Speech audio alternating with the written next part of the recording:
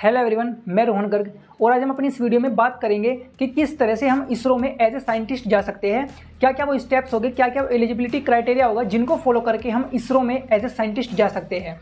इसरो, जिसकी full form है Indian space and research organisation, जिसमें इंडिया के top most and brilliant scientist work करते हैं। इवन हमारे ex president doctor APJ Abdul Kalam भी वहां पर काफ़ी सालों तक एज ए साइंटिस्ट वर्क कर चुके हैं। और यहाँ पर काम करने वाले लोगों की इमेज ही कुछ अलग होती है, यानी यहाँ पर लोग पैसों के लिए वर्क नहीं करते, यहाँ पर लोग कोलैबोरेशन, साइंस और कंट्री के लिए वर्क करते हैं। इसरो का मेन वर्क है स्पेस में रिसर्च करना, डेवलपमेंट करना। और हम कैसे इसरो में as a B students, as a BTech students और एज ए बीएससी स्टूडेंट जा सकते हैं, अपनी इस वीडियो में हम डिस्कस करेंगे इन डिटेल। वीडियो के अंदर हम 4 पोस्ट के बारे में डिस्कस कर रहे होंगे: space scientist, engineer, technical assistant और साइंटिफिक असिस्टेंट। स्टूडेंट्स, सबसे पहले हम डिस्कस करने वाले हैं स्पेस साइंटिस्ट एंड इंजीनियर की पोस्ट के बारे में, जिसके 3 स्टेप्स होते हैं। जिसमें फर्स्ट स्टेप है IIST। IIST की फुल फॉर्म है Indian institute of space science and technology, जिसके लिए हमें एग्ज़ाम देना होता है आफ्टर 12th कंप्लीशन। वो है JEE मेंस प्लस एडवांस का।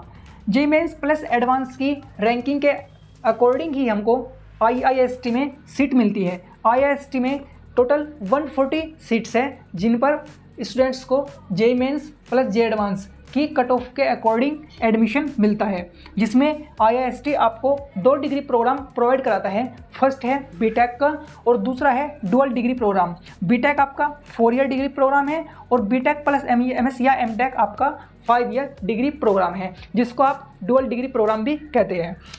बीटेक में आपकी 120 सीट्स है और BTech plus MS MTech dual degree में आपकी 20 सीट्स है। आफ्टर कंप्लीशन बीटेक या फिर डुअल डिग्री प्रोग्राम, इसरो आपको हायर करता है IIST से, जिसके लिए अभी आपको एक एलिजिबिलिटी क्राइटेरिया और फॉलो करना होगा, जो है आपका CGPA मेंटेन। अगर आपकी जो CGPA है बीटेक में या फिर आपके डुअल डिग्री प्रोग्राम में एटलीस्ट 7.5 है, तो ही आप इसरो के लिए एलिजिबल हो। मतलब अगर आपकी जो CGPA है बीटेक में ही या आपके डुअल डिग्री प्रोग्राम में वो आपकी 7.5 है एटलीस्ट, तो ही आप इसरो के लिए एलिजिबल हो, इसरो आप ज्वाइन कर सकते हो। तो ये था first step space scientist and engineer का, जो था IIST।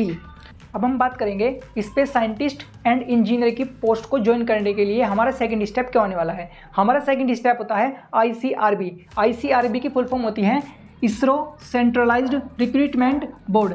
ICRB एक एग्ज़ाम कंडक्ट कराता है, जिसको क्वालिफाई करके और कुछ स्टेप फॉलो करके हम इसरो में एज ए स्पेस साइंटिस्ट और इंजीनियर वर्क कर सकते हैं।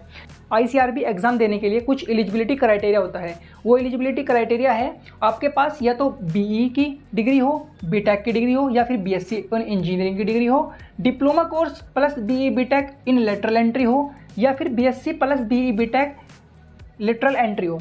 लेटरल एंट्री का मतलब क्या है? कुछ स्टूडेंट्स ऐसे होते हैं जो अपना डिप्लोमा पूरा कर लेते हैं और फिर उसके बाद बीटेक में लेटरल एंट्री लेते हैं। मतलब डिप्लोमा करने के बाद वो बीटेक में सेकंड ईयर में डायरेक्ट एडमिशन लेते हैं, जिसको हम लेटरल एंट्री कहते हैं। तो इनमें से कोई भी डिग्री आपके पास होनी चाहिए और प्लस उसमें एक एलिजिबिलिटी क्राइटेरिया और मांगता है आपका ICRB एग्ज़ाम। वो है आपका 6.86 CGPA या फिर 65% इन ग्रेजुएशन। मतलब आपके पास अगर आपने इनमें से कोई भी डिग्री कर रखी है और आपको ICRB का एग्ज़ाम देना है, तो उसके लिए आपको इन ग्रेजुएशन में अगर आपका जो रिज़ल्ट है वो CGPA में है, तो आपकी 6.86 CGPA होनी चाहिए मिनिमम, या फिर अगर आपका जो रिज़ल्ट है वो परसेंटेज में है, तो आपकी जो परसेंटेज है वो मिनिमम 65% होनी चाहिए। इसी के साथ साथ ICRB का एग्ज़ाम आपकी एक एलिजिबिलिटी क्राइटेरिया और मांगता है, जो है आपकी स्ट्रीम। आपके पास अगर कंप्यूटर इंजीनियरिंग या फिर मैकेनिकल इंजीनियरिंग या फिर इलेक्ट्रिकल इंजीनियरिंग है, तो ही आप ICRB का एग्ज़ाम दे सकते हैं। और कंप्यूटर इंजीनियरिंग में भी अगर आपके पास वो 3 ब्रांचेस है, या फिर मैकेनिकल इंजीनियरिंग में भी आपके पास वो 11 ब्रांचेस है, या फिर इलेक्ट्रिकल इंजीनियरिंग में भी आपके पास वो 14 ब्रांचेस है, तो ही आप ICRB के एग्ज़ाम के लिए एलिजिबल हो।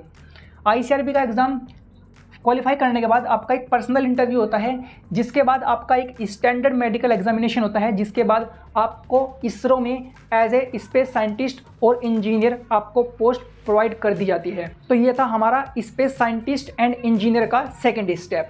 अब हम बढ़ते हैं अपने थर्ड स्टेप की ओर। क्या है हमारा स्पेस साइंटिस्ट एंड इंजीनियर का थर्ड स्टेप? तो स्टूडेंट्स, अब हम डिस्कस करते हैं स्पेस साइंटिस्ट एंड इंजीनियर की पोस्ट को ज्वाइन करने के लिए हमारा थर्ड स्टेप क्या होने वाला है। वो थर्ड स्टेप है हमारा कैंपस रिक्रूटमेंट। कैंपस रिक्रूटमेंट्स का मतलब है, अगर आप NITs या फिर IITs से अपनी BTech की डिग्री या फिर कोई भी डिग्री आप कंप्लीट कर रहे हैं, तो इसरो आता है और आपको हायर करने के लिए कुछ एग्ज़ाम कंडक्ट कराता है और कुछ इंटरव्यूज़ कंडक्ट कराता है, जिनको क्वालिफाई करने के बाद आप स्पेस साइंटिस्ट एंड इंजीनियर की पोस्ट के लिए एलिजिबल हो जाते हो और आपको स्पेस साइंटिस्ट एंड इंजीनियर की पोस्ट प्रोवाइड कर दी जाती है। तो डियर स्टूडेंट्स, अब हम डिस्कस करते हैं टेक्निकल एंड साइंटिफिक असिस्टेंट की पोस्ट के बारे में। अगर आपने BSc कर रखा है और आप इसरो को ज्वाइन करना चाहते हैं, तो आप as a technical assistant and scientific assistant की पोस्ट को ज्वाइन कर सकते हैं। उसके लिए आपका क्या क्या एलिजिबिलिटी क्राइटेरिया होता है? उसके लिए आपका जो एलिजिबिलिटी क्राइटेरिया होता है वो होता है आपका BSc करा होना ज़रूरी है। BSc आप फिजिक्स में, केमिस्ट्री में और मैथमेटिक्स में भी कर सकते हैं। BSc आप कंप्यूटर साइंस में भी कर सकते हैं। BSc अगर आपने किसी सब्जेक्ट के ऑनर्स में किया हो, या फिर BSc इन अप्लाइड फिजिक्स, या BSc इन इंजीनियरिंग आपने किया हो, या BSc इन लाइफ साइंस आपने किया हो, या फिर BSc इन साइकोलॉजी आपने किया हो, तो आप टेक्निकल एंड साइंटिफिक असिस्टेंट की पोस्ट के लिए एलिजिबल हो। तो डियर स्टूडेंट्स, आई होप कि आपको वीडियो बहुत बेनिफिशियल लगी होगी, आपके लिए बहुत ज़्यादा बेनिफिशियल होगी। तो स्टूडेंट्स, अगर आपको वीडियो अच्छी लगी हो तो वीडियो को लाइक करें, प्यारा सा कमेंट करके हमें बताइए कि आपको वीडियो कैसी लगी, और अगर आप हमारे चैनल पर नए हैं तो चैनल को सब्सक्राइब करें। Thank you so much. मिलते हैं अपनी अगली वीडियो में, सफ़र आपकी मंजिल तक।